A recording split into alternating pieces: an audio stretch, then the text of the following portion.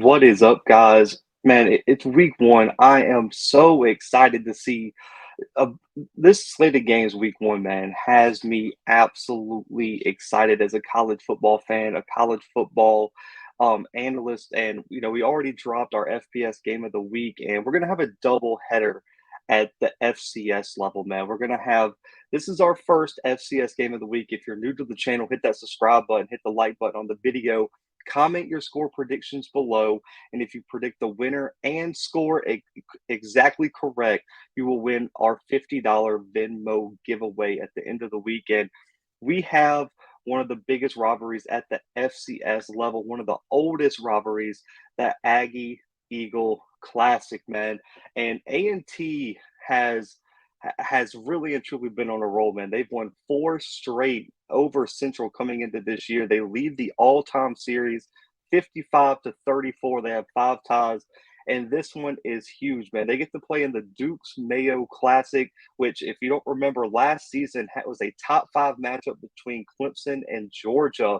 And A&T and Central get that stage this year, get to play in the Panther Stadium in Charlotte. And this is the 100th game in Aggie-Eagle Classic history. And this one is going to be huge, man. You see in the picture I picked below, this is a heated rivalry, and this is a must-win. I was talking to some A&T and Central fans, and they want to win this game, maybe even more than conference championships. I was told by an A&T fan, even if they go on to win the Big South, but if they lose this game, there are fans that are still going to be upset with this program. When you look at what happened last year, man, A&T 5-6, 3-4 in the Big South, had a tough season. There were a few losses, man. That 14-0 loss to Kennesaw State, the big loss to Hampton were really games that I think left a sour taste in a lot of A&T fans' mouth. But they were predicted to win the Big South this preseason. They received the most first place votes, with the second place team being Campbell.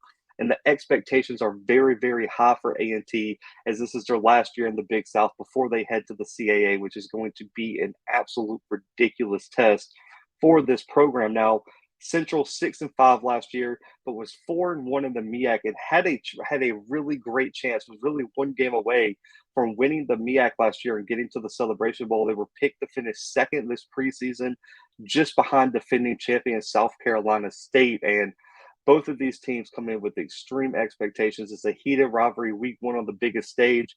This is why it had to be one of our games of the week, man. This is a giant game for both of these programs. Now, storylines to watch. We're going to start adding stats as it gets into the season, but man, it's week one. So let's talk major storylines.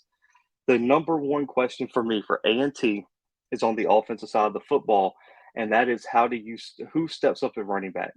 You lose your top two leading rushers, the first being Jermaine Martin, who really and truly is going to go down as one of the best running backs in A&T history. Had a ridiculous career last season, battled some injuries, battled some inconsistencies, but he's a really, really tough guy to replace. Now, Baker was the secondary guy last year, and he is also gone. So it could be a completely new running back core for A&T, and we know they have a long history of doing a great job developing running backs, and we know they're going to want to run the football. And with some questions, and that's another storyline that I'm going to talk about too, is the quarterback battle. Who is going to go out there and be QB1 for A&T? There could be one or two guys that take snaps this weekend. I heard do not rule out a two quarterback system this weekend as they look to see who is the guy at quarterback. Now, Fowler is a returning starter, but they brought in some guys behind them that have outstanding talent. It could be electric with the ball in their hands. So it's going to be interesting to see if Fowler can hold them off, or if one of these new guys gets to first snaps. I've heard it's different people have different opinions, but that's going to be another storyline, which makes the running back position even more important, because you're going to have to be able to rely on the run to get your quarterback entrenched into the game, get his flow going, get the chemistry building, and get this offense rolling early against a very talented Central defense. Now, the question for the A&T defense, they had some really great games last year where they performed really well, held an explosive Kennesaw State offense to only 14 points, really held them to one of their lowest outputs of the year. It's just their offense couldn't get going. Can the defense elevate itself to the next level? And what I mean by that is, can it take that next step to one of the top defenses in the country? Are we looking at a potential top 20 defense? You have some major contributors coming back on both the defensive line. You arguably had the best linebacker in the entire conference in the Big South in Jacob Roberts. Your secondary is the one question. I think the front seven could be one of the best in the FCS, but can the secondary, which is going to be completely revamped, can that step up? And can this be the game where they really prove that this is something that was improved upon in the offseason? I talked to head coach Sam Washington at Big South Media Day, and he pretty much told me in my interview with him, which you guys can catch on the channel, that the secondary was the biggest question mark and the biggest point of emphasis for this team this offseason. They went out and got a new secondary coach, and they brought in a lot of talent. I think you can see a lot of new faces in that secondary. So that is going to be the question. If this defense can elevate and the secondary can come along with a very, very talented front seven, A&T is going to be a scary team to match up against. Now for Central, the biggest question, this is the big storyline, and this is why this game's important to win, even though it doesn't count for conference play. It's a great stepping stone. And you saw they went into the MEAC SWAC Challenge last year and got Alcorn, which not a lot of people were predicting. Is this the year of the Eagle in the MEAC? Can this be the year they finally break through, get back to the Celebration Bowl, and try to go up there and win that Celebration Bowl? And that's a big thing, man. Talking to Trey Oliver at MEAC Media Day, he felt like this team was very inconsistent early, had some injuries that really prevented them from reaching their full potential, and that was really the key to keeping them out of Atlanta last season and out of that conference championship spot. He was so motivated, man, calling out HBCU game day for their poll. I included them in my HBCU top 10. I think Central is going to be extremely improved. They were very young in certain spots. Corey Bullock and some of those guys on the offensive line, I think, are going to take that next step. Now, the big question for me for Central is, can the defensive line take a big step forward? I feel like sometimes last year they really had trouble establishing themselves against big physical offensive lines, which they're going to see this weekend against A&T, who had two players on the O line make our all Big South preseason all conference team. Now, Jesse Malik, Trey Turner, Quantez Mansfield, some of these guys that were leaders last year need to take that next step. I want to see a major edge rush presence develop for Central this year, and that's going to be a big thing, man. If you can slow down the run game this weekend from A&T and put this game in one of those quarterbacks' hands, and he has to win it by himself, I love the chances of Central to pull off the upset this weekend in Charlotte. So those are the storylines that I'm really, really paying attention to this upcoming weekend. Now, for players to watch, we'll start with A&T. I'll start with the defensive side of the football. Jacob Roberts is the best linebacker in the Big South right now. This guy is a game changer. He's one of the leaders of this A&T defense, and I got to speak with him at Big South Media Day, and you could just tell his demeanor is he's focused, he's ready to go, and he loves playing in the system, and I think he's going out there to make a big statement this season. Over 146 total tackles, 24 for loss, 9.5 sacks in his career. He's a two-time All-Conference player, a 2019 Celebration Bowl MVP as a young player on that A&T team. Jacob Roberts is the key here, man. Central has an experienced quarterback and Davius Richard.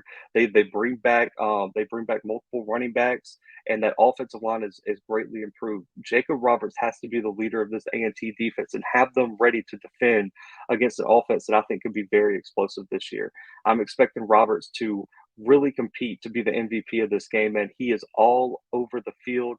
His instincts are something you cannot teach. He's always in the correct spot. He knows what's coming, and being the quarterback of that defense makes him an immediate player to watch. And I think this could be his coming out party as he looks to establish himself as one of the top HBCU draft prospects in the upcoming 2023 NFL draft. Now, Bashul Tootin at the running back spot, I believe that's how you pronounce his name. If I messed it up, don't comment. I understand, but Bashul Tootin is the way I heard it pronounced on another show. Running back is the guy I think is the breakout player to watch for North Carolina A&T this year. And his biggest storyline at the quarterback position is if Tootin can have a big day, that it could really ease up. It could really free up this offense and allow the quarterbacks to be more comfortable, man. He was a two-time Big South Freshman of the Week. Last season had 445 total offensive yards, 4 touchdowns, averaged almost 6 yards per carry, had over 330 return yards. He's a special teams weapon as well. Is he the next great Aggie running back? That's the big question mark. I think he showed all the right things last season. His quantity of reps and the amount of chances he gets to really go out there and show how talented he is going to go up this year. Can he make the most of it against a very talented Central defense? We saw last year A&T was able to move the ball very well, and it opened up things for Fowler in the passing game to make some plays down the field. If Tootin and this running back room can get loose against this front seven for Central, it's going to be a long day for Central. You have to stop the run. And if this running back room gets going, and I think this could be Tootin's great chance to really establish himself as RB1 for A&T, things could get very interesting this weekend in Charlotte. Now, for Central, I've already mentioned his name. Davis Richard, man, quarterback. He's eighth all time right now as the leading passer in school history, man. He has a chance this year to really jump up really high into the top five, possibly the top three, depending on how things go. Last season, 2,100 passing yards, 15 passing touchdowns, and 8 rushing. He can get out of the pocket even with how big he is and make some plays with his leg, which is why Jacob Roberts has to be aware of where he is. And if he gets out of the pocket, it's going to be Robert versus Richard in the open field. The question for me is, what is his how does his game develop this all season? Talking to him at MEAC Media Day, he's confident. This team feels disrespected, and this team feels like they are the best team in the MEAC, and they can go out there and win this title and get to the Celebration Bowl. I want to see if Richard can solidify himself as a top three quarterback in HBC football. That is the question. I think he's top five easily. I think this is a great opportunity against a very, very talented A&T defense to prove he has what it takes. And with the question marks surrounding the secondary, Richard has to take advantage of that and really put some of these new pieces in compromising situations and go out there and make plays to win this football game. Now, Brandon Codrington, defensive back return specialist, he was a 2021 MEAC All Conference selection at 4 different positions: all-purpose player, kick returner, punt returner, and cornerback. This guy can do it all. He's electric. Last season, 43 total tackles, 4 pass breakups, over 700 return yards, and a return touchdown early to put that Alcorn State game away in the season opener. Do not kick to him because he has the ability to take it back anytime. And he is a top 5 return specialist in FCS football. Do not kick to him. And one of the big things is I know he spoke at MEAC Media Day about really wanting to develop his skills as a cornerback. And the number one thing he has to do is just be able to make plays on the football. Interceptions, pass breakups. I want to see more of those this year. I want him to insert himself into major situations, and that's the next step for Brandon Codrington. And with the quarterback situation being in flux with A&T, this could be a great chance to really show that he's taking that next step at the cornerback spot. Now, this was a tough one for me to predict, man. I picked A&T to win the Big South. I said Central, in my opinion, was 50-50 with South Carolina State to win the MEAC. Both of these teams are extremely talented, man. I think this is going to be a very close game. I went back and forth. I've held off on this recording this episode as long as possible, man. I've broken everything down. I expect both of these teams to have opportunities to win the football game. But just when I look at it, I look at some of the recent history that's been going on. I'm going to lean A&T in a barn burner, man. 23-21 over Central. A&T wins their 5th straight Aggie-Eagle Classic, continues their run here against Central, man. I think this game is going to be one we look back on and say, man, both of these teams are going to be problems in conference play. And I think A&T, they have to get this win looking at the schedule. And I think you're going to see that desperation really come out. You got Central, you got North Dakota State on the road in Fargo next weekend. You have Duke, and then you got South Carolina State, which is going to be another tough MEAC game. So you can't afford to lose this game. And I think Sam Washington understands that. His players are going to understand that. And they're going to come out and squeak this one out against Central 23-21 A&T, man. Like I said, one of our 2-part FCS games of the week. Comment your score prediction below, man. Let me know what you think. Hit the like button on the video and subscribe if you're not already subscribed. But until next time, guys, the Blue Bloods are out.